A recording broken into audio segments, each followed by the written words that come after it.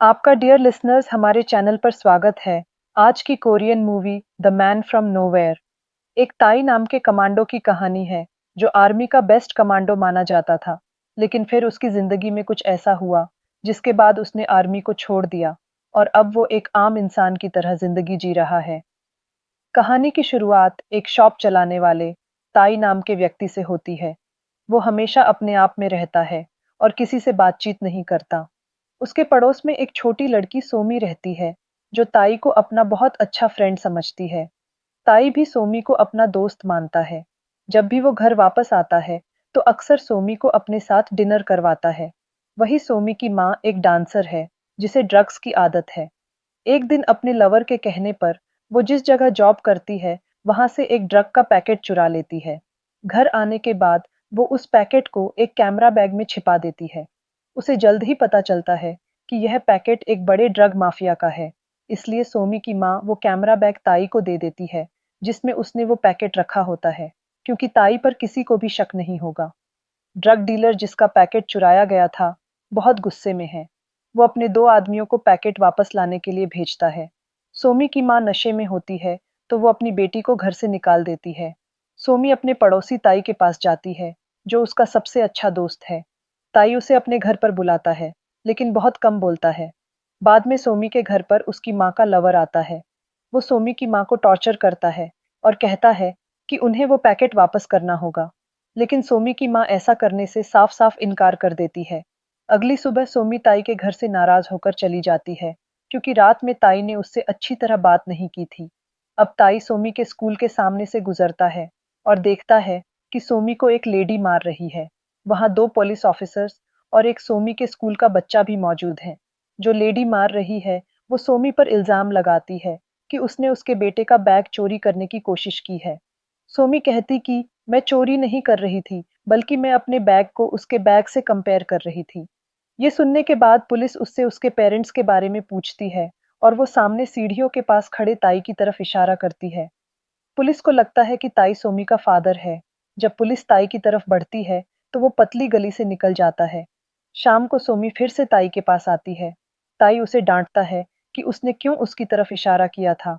ये सुनकर सोमी रो पड़ती है और कहती है कि सब मुझसे नफरत करते हैं, मैं भी सबसे नफरत करती हूँ। तुम्हारे अलावा मेरा इस दुनिया में कोई नहीं है, तुम ही मेरे सबसे अच्छे दोस्त हो। क्या तुम चाहते हो कि मैं तुमसे भी नफरत करूं?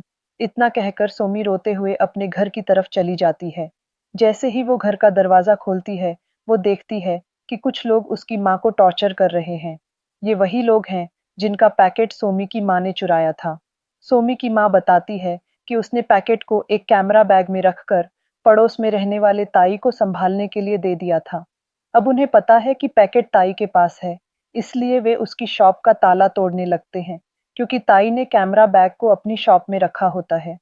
तभी ताई वहां पहुंचता है, तो वो गैंगस्टर्स उसे चाकू से डराने की कोशिश करते हैं, लेकिन ताई फुर्ती से उनका चाकू छीन लेता है, जिसे देख वो हैरान रह जाते हैं। फिर दूसरा गैंगस्टर ताई पर चोरी हमला करने की कोशिश करता है, लेकिन वो भी ताई के सामने टिक नहीं पाता। इसीलिए अभी दोनों के दोनों अपने सीनियर को, जो इनके ऊपर होता है, उसे कॉल करते हैं। वो यहाँ पर अपने एक आदमी को भेजता है, जो ताई को फोन देता है। फोन पर बात करते समय ताई को पता चलता है कि सोमी और उसकी माँ को किडनैप कर लिया गया है। जिसके बाद ताई सोमी की माँ का कैमरा बैग देने को तैयार हो जाता है, जिसमें पैकेट है।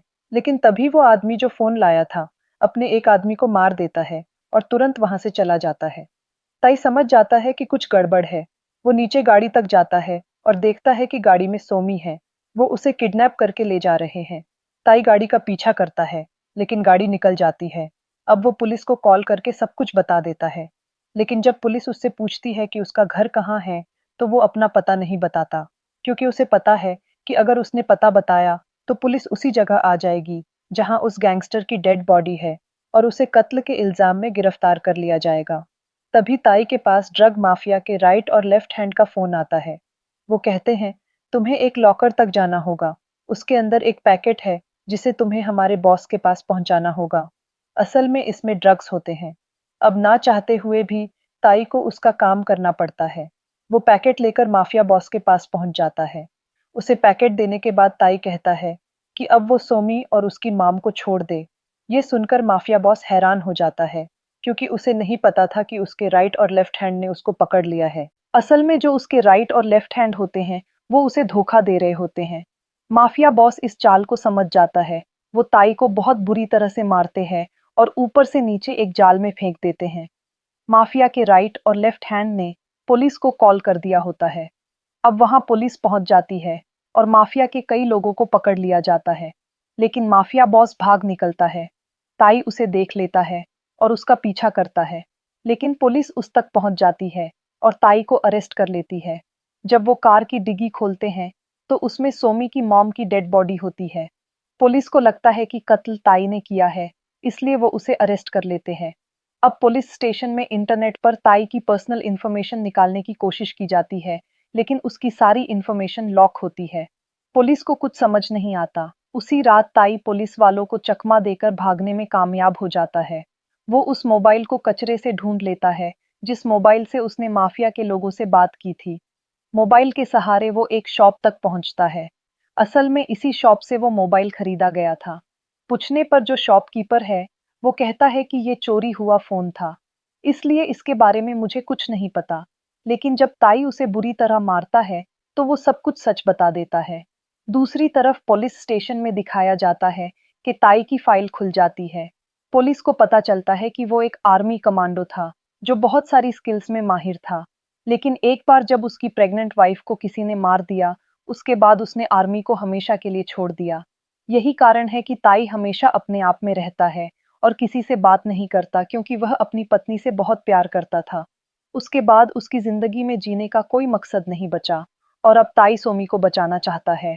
वो उस बिल्डिंग के बाहर पहुंच जाता है, जिसके बारे में फोन वाले आदमी ने बताया था।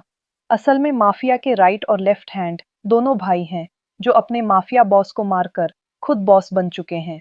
ताई बिल्डिंग के अंदर जाता है, जहां दोनों भाइयों में से एक उसे देख लेता है।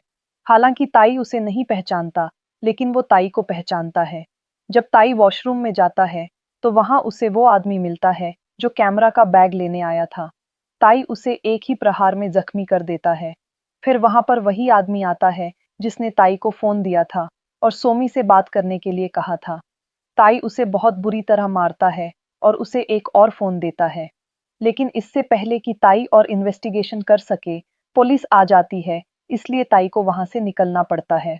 माफिया बॉस के राइट और लेफ्ट हैंड, जो अब खुद बॉस बन चुके हैं, सोमी को एक लेडी को बेच देते हैं। असल में यह लेडी बच्चों से ड्रग्स की चीजें सप्लाई करवाती है।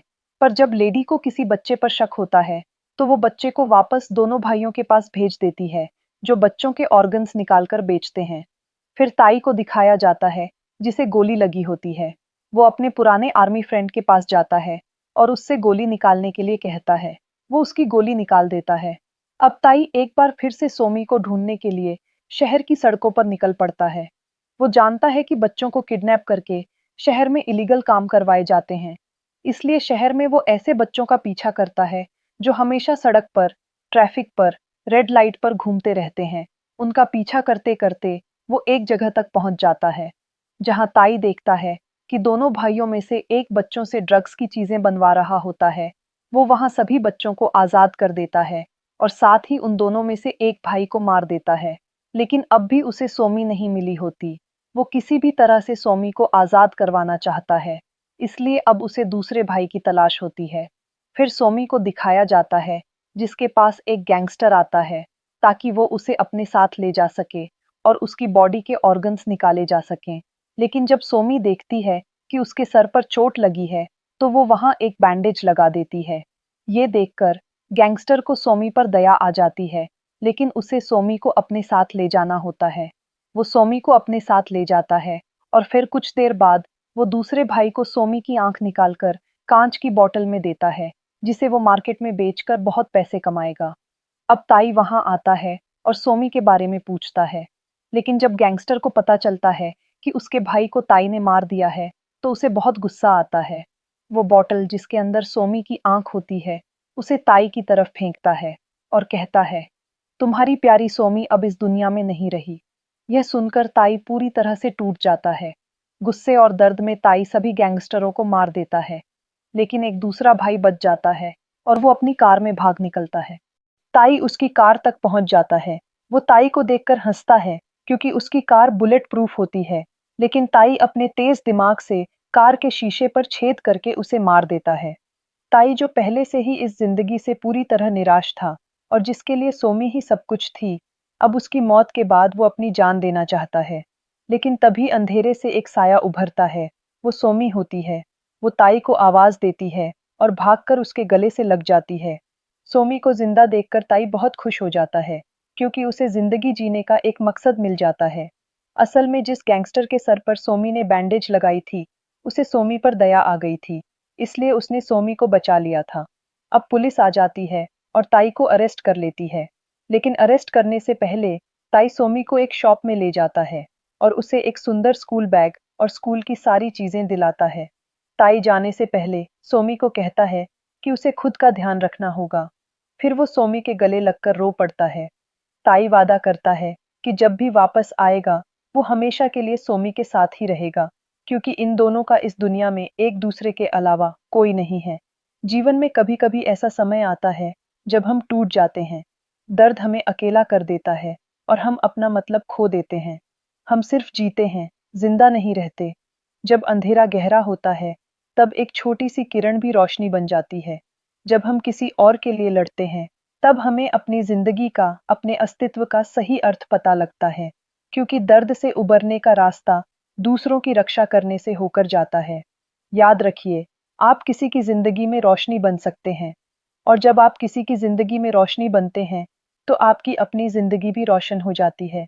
तो अपने दिल को नए कनेक्शन के लिए खोलें और इस दुनिया को एक बेहतर जगह बनाएं। अगर आपको ये वीडियो पसंद आया, तो लाइक करें, शेयर करें और हमारे चैनल को ऐसी और वीडियोस देखने के लिए याद से सब्सक्राइब ज़रूर कर लें। फिर मिलते हैं नेक्स्ट वीडियो में। तब तक के लिए goodbye my dear listeners.